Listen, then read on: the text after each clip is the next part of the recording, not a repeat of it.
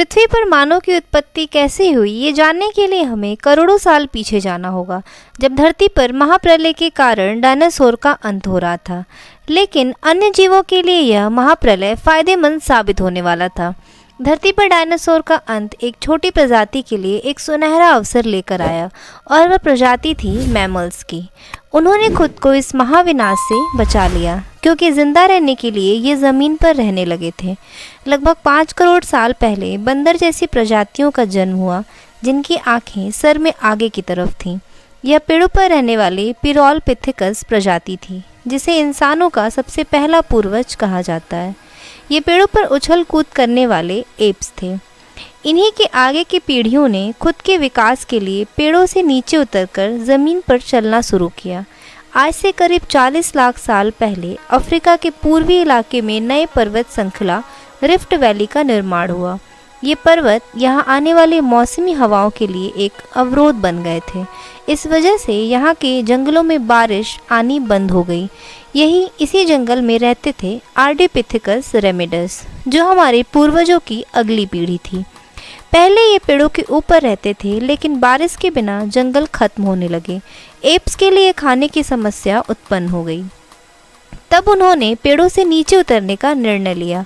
हमारे पूर्वजों ने बहुत बड़ा निर्णय लिया था। इनका दिमाग एक संतरे जितना बड़ा था और आकार में 4 फीट लंबे होते थे। इसी काल में हमारे पूर्वजों के सर के अंदर व दिमाग में काफ़ी बदलाव हुआ। हमारे पूर्वज अब 2 पैरों पर चलने लगे थे।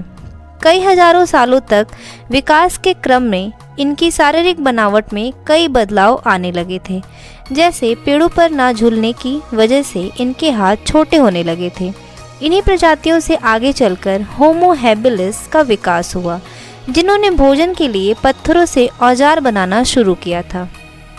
क्योंकि विकास के क्रम में इनकी दिमाग का आकार बढ़ गया था, जिससे ये अपनी बुद्धि का इस्तेमाल करने लगे थे। फिर और विकास हुआ और आगे चलकर होमो इरेक्टस ने ग्रुप बनाकर शिकार करना सीखा। साथ ही आग की भी खोज की, और वैज्ञानिकों का मानना है कि अफ्रीका में विकसित हुआ होमो इरेक्टस पहले आदि मानव थे। होमो इरेक्टस अफ्रीका छोड़ने वाली पहली मानव प्रजाति है। इन आदि मानव को जलवायु में होने वाले बदलाव के कारण अफ्रीका छोड़कर यूरेशिया की ओर बढ़ना पड़ा। विशेषज्ञों का मानना है कि अफ्रीका में सूखे के कारण भूखमरी पैदा हो गई थी। ऐसे में अपने जीवन को बचाने के लिए ये दुनिया के दूसरे हिस्सों को खोजने का प्रयास करना शुरू कर दिया। रामापिथेकस और निएंडरथल होमो इरेक्टस की ही विलुप्त हो चुकी प्रजातियां हैं। लंबे विकास क्रम के बाद फिर आए होमो सैपियंस। यह मानव की वह प्रजाति है जिससे सभी आधुनिक मानव जुड़े हुए हैं।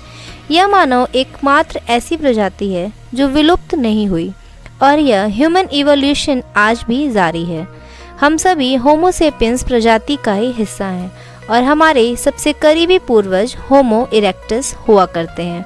तो दोस्तों, इस वीडियो में हमने अपने पूर्वजों से लेकर होमो सैपियंस आधुनिक मानव बनने तक का इवोल्यूशन देखा और जाना। तो आपको ये वीडियो कैसी लगी कमेंट करके ज़रूर बताएं, और वीडियो को लाइक एंड शेयर करना ना भूलें।